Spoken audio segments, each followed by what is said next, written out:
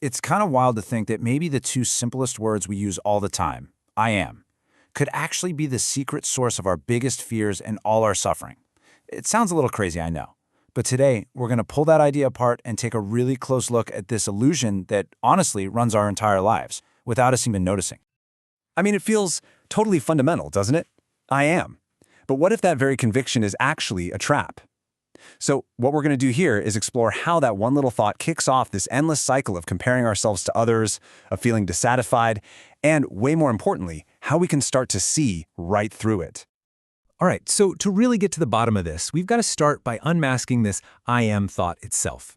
In the ancient Pali language, where a lot of these ideas come from, there's a specific word for it. And understanding this one word, well, it's the key that unlocks everything else.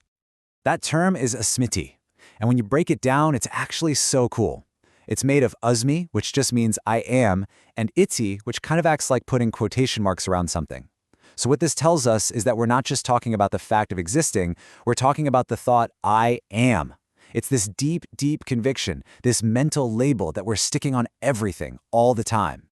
And this conviction, this Asmīti, isn't just sitting there quietly. Oh no. It's the direct source of a really powerful mental state called māna. Now the word conceit can totally throw you off here. We are not just talking about being arrogant or thinking you're all that. This goes way, way deeper. So, how does this conceit actually show up in our day-to-day lives? Well, the teachings point to 3 different flavors of it, and they're often super subtle. And this right here is where we can start to see exactly how this idea of I gets us stuck in this miserable game of comparison. Okay, so here they are. First, you've got superiority. I am better than them. That one's pretty obvious, right? But check out the second one, equality. The thought, I am equal to them. You see? Even thinking you're on the same level is still a measurement. It's still defining your I by comparing it to someone else. And then, of course, there's inferiority. That painful thought, I am worse than them. That feeling of not being good enough? Yep, that's also a form of this exact same conceit. So, here's the absolute kicker. Whether you feel superior, equal, or inferior, all 3 of those feelings need one crucial ingredient to exist: a solid, fixed idea of I to do the comparing in the first place. If you take away that I am thought, the whole painful game of comparison just collapses. There's nothing left to play with. And that, of course, leads to the next big question, which the students in these old texts ask too. If this whole I am thing is the problem, where does it even come from? How does this illusion get up and running? The teaching says that the I pops up whenever we identify with something called the 5 aggregates. The easiest way to think of these is like the 5 buckets that hold our entire experience. You've got form, that's your physical body and all the stuff around you. You've got feeling, pleasant, unpleasant, or just kind of meh. Perception, that's how our brain labels everything. Mental formations, all your thoughts, your plans, your habits. And finally, consciousness, just that raw, basic awareness of it all. And here's the real trick. That I am thought, Asmīti, it sparks into life the exact moment we grab onto any of these things. We look at our body in the mirror, or we feel a strong emotion, or we have a clever thought, and we instinctively go, that's me, that's mine, I am that. That little act of clinging, that's the birth of the I that suffers. And hey, this isn't just some nice interpretation. It's spelled out, plain as day. There's a famous line that just says it all. When there is clinging, there is Asmīti. The connection is totally direct. If you don't cling to the parts of your experience, the whole I am conceit just doesn't happen. It's that simple, and yet that incredibly profound.